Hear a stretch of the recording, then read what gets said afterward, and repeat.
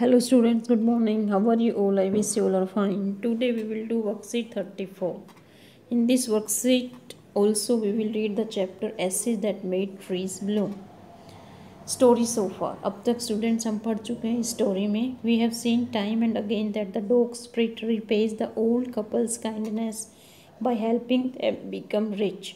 अब तक हमने देखा कि जो डॉग था उसकी आत्मा जो है वो बूढ़े कपल की दयालु था और उन्होंने उस डॉग की काफ़ी हेल्प की थी, इसलिए वो डॉग की स्पिरिट उनको रीपे बार बार उनको जो है एहसान मानती है, उनको पे करती है, उनको अमीर बनाती है. The neighbour couple also tries to become rich. जो पड़ोसी थे, पड़ोसी में जो कपल रहता था, उन्होंने भी कोशिश की अमीर बनने की, using the same method but fails. उसी मेथड से लेकिन वो फेल हो जाते हैं. At last the couple impresses the daimyo by making the cherry tree bloom by spreading the ashes.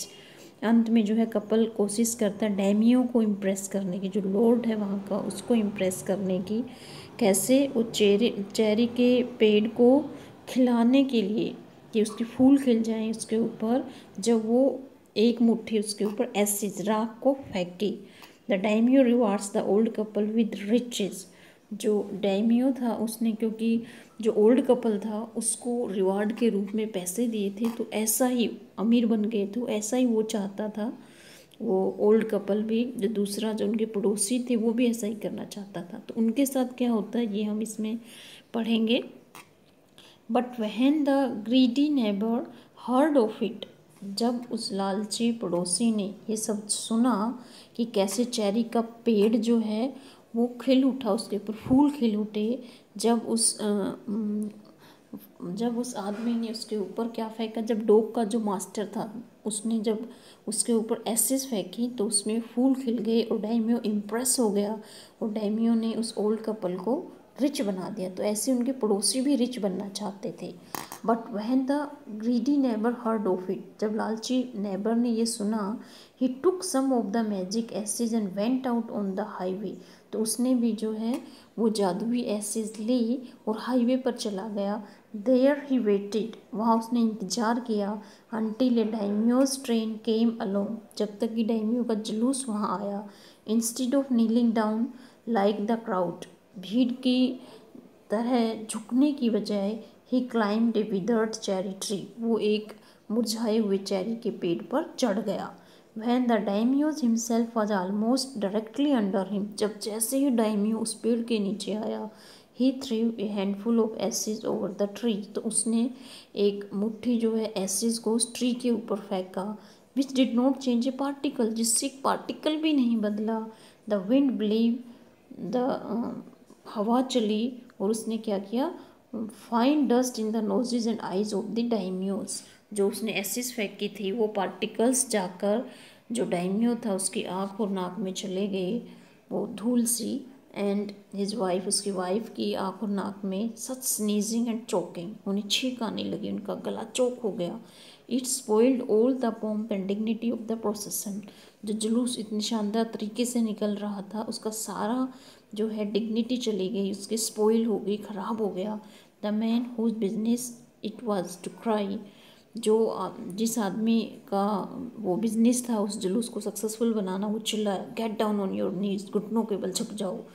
Seize the old fool by the collar. उसने उस मूर्ख को कॉलर से पकड़ा. Dragged him from the tree. पेड़ से नीचे घसीट कर उसको लाई. And tumbled him. और उसको घसीटा.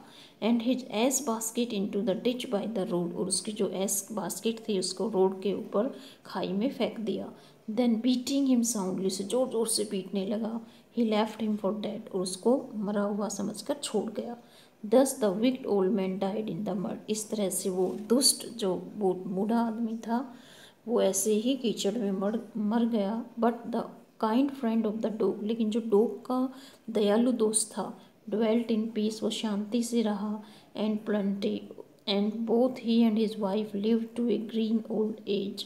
उनके पास अब काफ़ी पैसे हो गए थे और वो और उसकी वाइफ जो है बड़े शानदार तरीके से अपने बुढ़ापे में वो रहे. उनके पास सारी चीज़ें आ गई.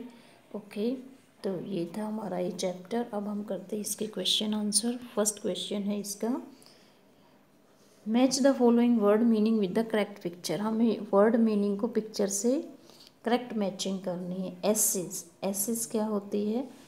The powdery residue left after the burning of a substance, जब किसी लकड़ी को जलाते हैं तो उसके बाद में जो है जलने के बाद पाउडर के रूप में जो रेजिड्यू अवशेष होता है, राख को, जिसको हम आम लैंग्वेज में राख बोलते हैं, वो क्या है? हमारी एसिड्स है। तो ये देखिए ऐसी होती है एसिड।